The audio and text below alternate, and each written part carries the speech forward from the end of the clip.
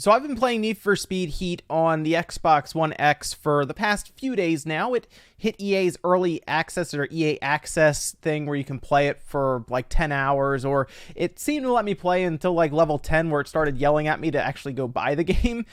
But I think there's something wrong with the game.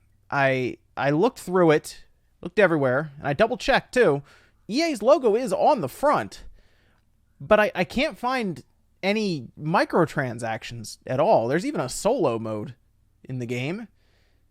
So I think they actually want me to play the game, which is weird because I was ready to buy some currency. That's right. The big problem is not really a problem at all, but EA has kind of earned that thought process, right? We go into a game like this, especially after Payback, and we're looking for loot boxes, microtransactions, live service components, anything and everything to get more money from you after initially buying it. And at least so far, they don't exist in Need for Speed Heat. And I'm very happy so far with this game. Now, here's the thing. I can kind of tell that it's not a big budget, game. It definitely didn't have the marketing budget that you might see with other racing games, like maybe like a Forza, for example, or their previous Need for Speed games. This one definitely just got kind of pushed out there, right? We learned about it a lot at Gamescom, I remember. And then after that, it just kind of just came out.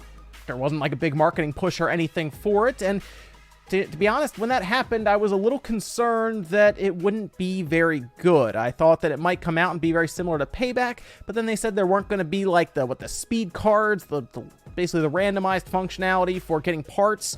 No, this, believe it or not, is more like an old school Need for Speed.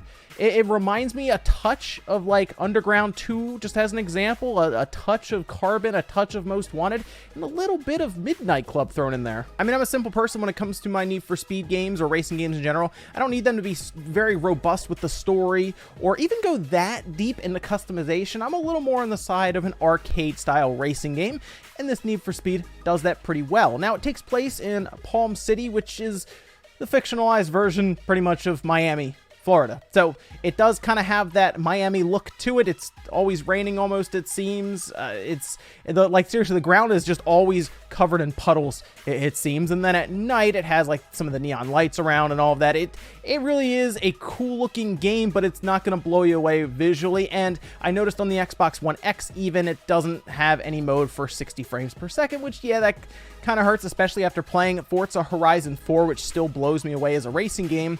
This is an average looking game, I would say. But in the beginning of the game, you get to pick your character. I picked one that looked like they would put a massive spoiler on the back of their car and then post on Instagram, which is kind of what they do throughout the game. They keep taking pictures of themselves, I assume, on their phone to put online. But basically, you're starting from nothing and you're working your way up, building up your reputation by driving around at night. And then during the day, you participate in more, we'll say, formal circuit-based style racing, ones that are more sanctioned, whereas at night, you've gone rogue and you're chasing the cop or running away from the cops as they chase you, and you're participating in races that kind of speed through and weave through the city while cars are oncoming. It's all over the place at night, and then it's a pretty cool shift, I would say, in tone during the day. So I started with my little 180 SX and I built my way up. What was nice is you do have the option of building up your car quite a bit.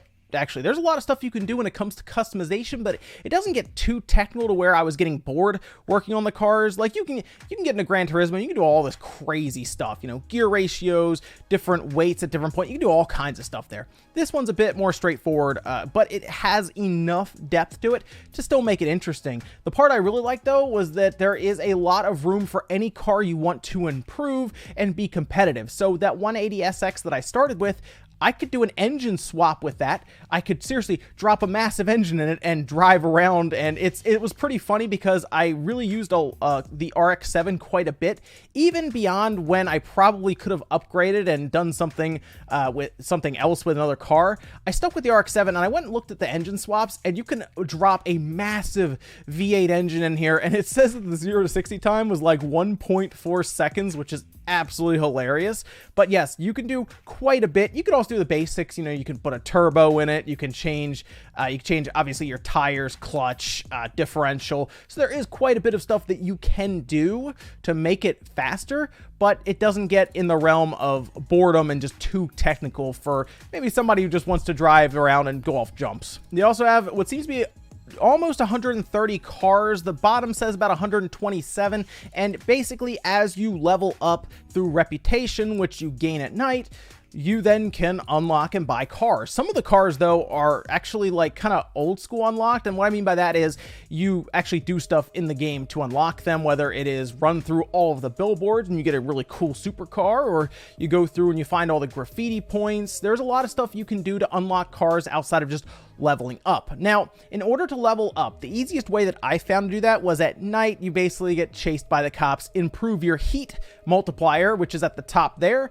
and when you get to a certain point, the cops go nuts. They like almost calling the army on you to catch you, and it gets pretty crazy. It seems like the first two are okay, and then you get into 3 and 4, and they become extremely aggressive. They will run you down, they will crash you into walls, they will set up traps. It is all over the place. But the easiest way that I found to get away from them was to kind of round them up and then map out a spot where I can go over a jump with nitrous that lets them all then crash into the water. I did that quite a bit and it seemed to work, and I leveled up pretty quick from it. Like I said, to the point where the game was like, hey, you should probably buy this now because you hit rank 10 and well, we don't want you to, you know, blow through the game very quickly. So that's the easiest way I found, was that as I would rack up these points into multipliers, I would jump multiple levels in one night. But if you can't find a jump, those police will take you out. Even if you're trying to get away from them, if you're not in a very, very fast car, they will hunt you down and knock you over. So keep that in mind. It gets a little dicey at night, but as you complete races, you will then gain reputation, add up, and you will level up. There were some really cool moments when I was doing the races at night, to where I would be doing a sprint race and a cop would spot me in the middle of the race. So I got some flashes of like Most Wanted, just as an example, and they are chasing me while I'm doing the race. And when I finish the race, right, so I go through the finish line, they're still chasing me. So I still have to lose them in some way after I've completed the race, and the multiplier counts on top of that. So very, very cool moments, and they'll even interact and chase the other people that you're racing. This is kind of neat. I don't know, it's fun to have that kind of merged together. It's not like, okay, we're going to start, and then when you finish, it'll just go to black, and then, you know, you start back up just in a random spot. It would keep going. So that was a really neat thing to kind of have the race kind of merge with the world. Again, some Need for Speed Underground flashbacks here and there, some Most Wanted flashbacks in Carbon. It was pretty cool. The story is pretty much as average as you would expect. It's nothing crazy. They probably didn't spend a lot of time doing the voice acting or just developing the story in general. You pretty much play as someone trying to build up their reputation, and then of course you have the police, and they introduce an antagonist that's part of the police that's, you know, power hungry and abusive with their power. And what's really funny is, depending on the character you pick, most likely you will look older than the person who is pushing you around on the police force. So I wasn't that interested. I would skip some cutscenes here and there because they were kind of boring at times. I don't know. I just mostly was having fun racing around, and when a cutscene would pop up and they started having this weird dialogue, I said, it's just not engaging enough to me. But hey, some people might like just the story. It's kind of cliche at points, and I wasn't that interested. Now, the racing itself is pretty good. I did notice that it feels more slippery than anything, and I think a lot of that has to do with them having a bit more of a focus on drifting, where they do explain to you how to do it very early on, and they want you to pretty much, when you go around the corner, to let off the gas, mash it once, and then press again so you can power through a corner. And at first, it does take a little bit of getting used to make sure you're not oversteering or understeering, but when you really get the hang of it, especially as you learn maybe a certain race, it can look pretty cool, just kind of flying around the corners. And when you start getting those perfect lines and you kind of string them together, you do feel like a professional racer in the game. And it is really, really cool to do that, especially if you can kind of get close to one of the barriers. You'll get a bunch of points for it in different drifting competitions, and it's pretty fun to do that, even in the circuit races, the sprint races, and of course the drifting. It all works out to actually mean something if you can drift correctly in the game.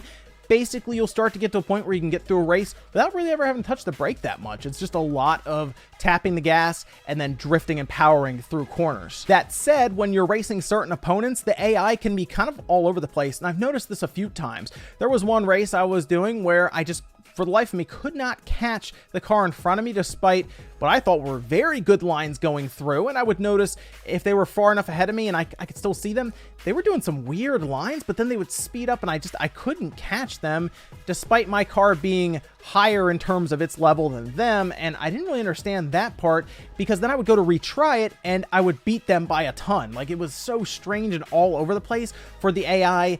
I guess there's the lines they would take, and for some reason this crazy acceleration that their cars would have, it's sporadic with the AI and sometimes just how well you'll do in a race. Now, outside of races, you're tasked to do other things in kind of this open world that you can drive around in Palm City. You can do things like break billboards, which are set up in some ways with kind of some actual thought. It caught me off guard a little bit here, because you will have cars that do better off-road rather than on the road. So you might have some trucks with some off-road tires, and some of the billboards you need off-road cars to do, because you just cannot get enough speed to go off the ramp with, like, my RX-7, for example, where I might go get like a Range Rover with some off-road tires that has some good acceleration on ground and gravel and dirt, and all of a sudden I can crash through those billboards. There is some thought, I will say that, put really for where some of these billboards are, but it's something fun to do when you're driving around. And like I said, there is an actual reward at the end of that journey when you're going through all the billboards. You'll get a supercar. Outside of all of that, I guess some things that might frustrate people is